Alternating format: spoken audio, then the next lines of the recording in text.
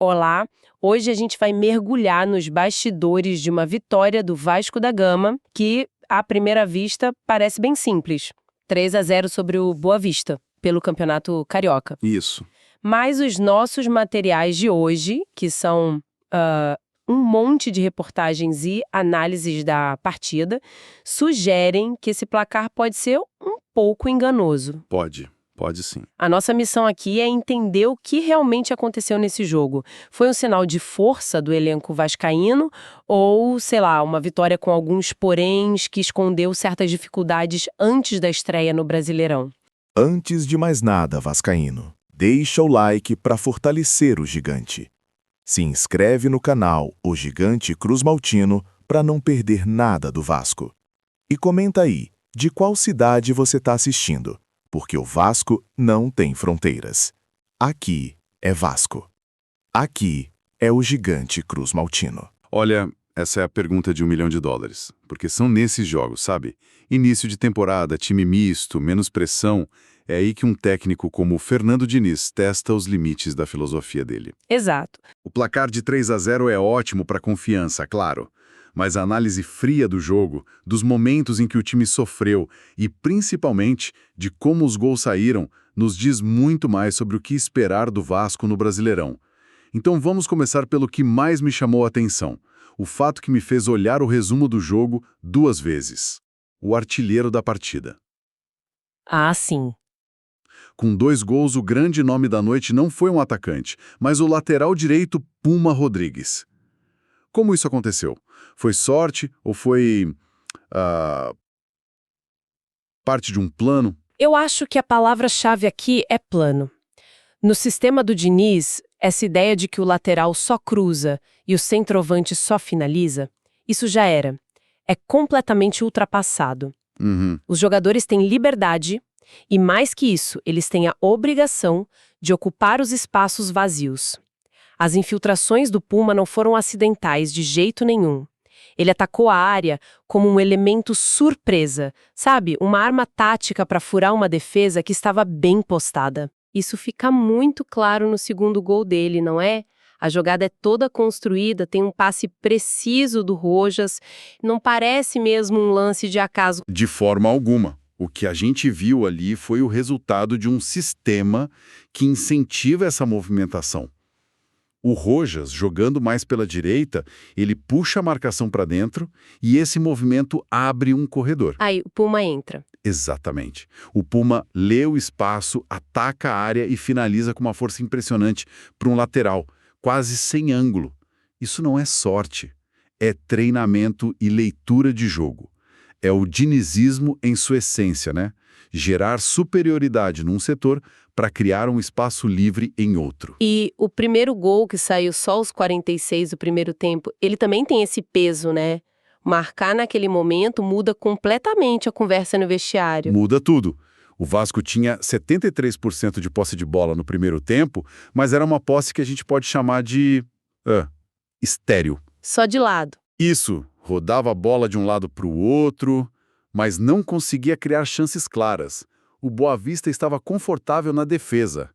Um gol naquele minuto final quebra a estratégia do adversário e tira um peso enorme das costas do seu time, que volta para o segundo tempo com muito mais tranquilidade. E com essa tranquilidade veio um golaço para fechar a conta. Andrés Gomes, do meio da rua, aproveitando um erro do goleiro. A jogada, mais uma vez, tem participação do Rojas. Esse terceiro gol é a cereja do bolo, né? O gol da confiança. Com 2-0 no placar, o time joga mais solto, a pressão some, o Gomes tem a leitura e a qualidade técnica para ver o goleiro adiantado e arriscar o chute. Sim, mas olha que interessante. De novo, quem recupera a bola e dá o passe é o Rojas. Ele não fez gol, mas esteve no epicentro de todas as jogadas decisivas do Vasco. Ok, isso nos leva direto para a questão tática. O Diniz escala um time alternativo, pensando claramente na estreia do Brasileirão contra o Mirassol.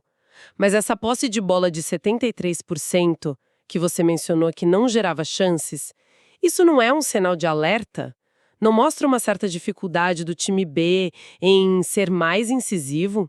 É um ponto válido, sim, e levanta uma discussão interessante sobre o estilo do Diniz. Para ele, a posse de bola não é só uma ferramenta de ataque, é também uma ferramenta de defesa. Como assim? Ao manter a bola, você impede que o adversário ataque e, ao mesmo tempo, você o desgasta física e mentalmente. A paciência para rodar a bola até achar o espaço é uma virtude no modelo dele. O problema é quando essa paciência vira lentidão, sabe? Vira previsibilidade. Entendi. Então a posse cumpriu um papel de controle, mas faltou a faísca para transformar esse controle em perigo real por quase um tempo inteiro. Exatamente. E é por isso que um jogador como Rojas se torna tão vital. Ele é a tal faísca. Num time que valoriza o passe coletivo, ter um indivíduo que quebra as linhas com um drible ou um passe inesperado faz toda a diferença. O Vasco controlou o jogo, mas só se tornou perigoso de verdade quando a bola passou pelos pés dele. E para manter essa estratégia de controle com as linhas altas, outro jogador teve um papel quase invisível, mas fundamental segundo as fontes. O goleiro Daniel Fusato. Fundamental é a palavra certa.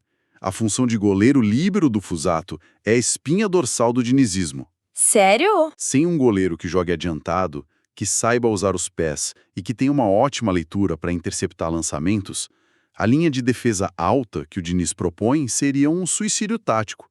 O Boa Vista tentou explorar as costas da zaga várias vezes. Com bolas longas, né? Isso. O que o Fusato fez não foi só apagar incêndios. Ele viabilizou a estratégia inteira do time, permitindo que o Vasco jogasse no campo do adversário. Faz todo sentido. Mas essa estratégia de controle e risco calculado quase foi por água abaixo. Apesar do 3-0, as fontes são claras. O Boa Vista teve chances de ouro para mudar a história do jogo. E isso é crucial para a nossa análise. Aos 40 minutos do primeiro tempo com placar em 0-0, o Boa Vista marca um gol com o Isael. O lance é anulado por uma falta lá na origem da jogada. Se aquele gol é validado, o Vasco vai para intervalo perdendo, a pressão seria imensa e todo o plano de jogo poderia ruir. O fator psicológico no futebol é brutal. E o susto não parou por aí. Já no segundo tempo, com 1-0 para o Vasco, o Boa Vista estava melhor, pressionando. E aí vem aquela bola na trave. Esse, para mim, foi o momento definidor da partida. Aos 11 minutos, Brunão acerta um chute forte, Fusato faz uma defesa espetacular e a bola explode no travessão. Nossa! Se aquela bola entra, o jogo fica 1-1 com o adversário no seu melhor momento. O Vasco poderia sentir o golpe, mas não sentiu. O time soube sofrer, absorveu a pressão e poucos minutos depois fez o segundo gol. Essa capacidade de resistir é tão ou mais importante que a capacidade de golear. Isso me leva a pensar nos jogadores que fizeram a diferença. Já falamos muito do Rojas, mas o que a performance dele, como recém-contratado, sinaliza para o time? Sinaliza que o Vasco encontrou seu maestro. O que é fascinante é que, mesmo visivelmente ainda buscando o melhor entrosamento, ele já assumiu a responsabilidade. De cara, né? As fontes dizem que às vezes ele parecia um pouco isolado, mas a gravidade dele em campo é o que importa. Ele atrai marcadores, o que cria espaço para os outros, como a gente viu nos gols do Puma.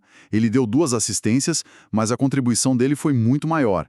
Ele resolveu o problema da posse estéril do primeiro tempo e, além de um novo maestro, o Vasco teve outra grande notícia nesse jogo: a volta de Adson. Uma notícia que vale como uma contratação. Adson estava parado desde julho de 2025. Uma lesão gravíssima, fratura na tíbia. A volta dele é um reforço estratégico imenso. Por quê? Diniz um leque de possibilidades que o time não tinha. Então, com esse resultado, o Vasco assume a vice-liderança do seu grupo no Carioca, mas a verdade é que a cabeça já está em outro lugar. A agenda é brutal. Completamente. A vitória da moral, mas a gestão do elenco que vimos contra o Boa Vista não foi um luxo, foi uma necessidade.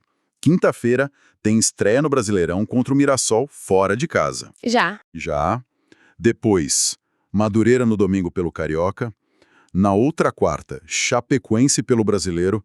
E no fim de semana seguinte, clássico contra o Botafogo. É uma maratona. Ter vencido bem com um time misto, recuperando um jogador importante e vendo um recém-contratado decidir, é o cenário dos sonhos para iniciar uma sequência como essa. Certo. Então, se a gente voltar para a nossa pergunta inicial, a vitória por 3-0 foi um sinal de força ou um placar enganoso? Depois de tudo que a gente discutiu, a balança parece pender mais para um sinal de força, ainda que com alguns asteriscos. Eu concordo. A força está em vários lugares. Na flexibilidade tática, com o lateral decidindo, na resiliência mental, por ter suportado a pressão nos piores momentos, e na profundidade do elenco, que permitiu vencer com um time alternativo. E o asterisco? O asterisco fica por conta da dificuldade inicial em transformar domínio em chances de gol, algo que contra adversários mais qualificados no Brasileirão pode custar caro. E essa performance com um lateral sendo artilheiro e a criação dependendo tanto de um jogador recém-chegado, deixa uma questão intrigante para o futuro do Vasco na temporada. Exatamente. E essa é a reflexão final que o jogo nos proporciona. O que a gente viu foi uma demonstração de versatilidade ofensiva, uma virtude onde o gol pode sair de qualquer lugar, o que torna o time imprevisível. Ou, Por outro lado, foi um sinal de alerta expondo uma possível dependência criativa no Rojas e uma carência no comando de ataque, já que os centroavantes passaram em branco. A resposta para essa dualidade é o que vai definir se o Vasco vai brigar na parte de cima da tabela ou se vai sofrer no longo e duro Campeonato Brasileiro.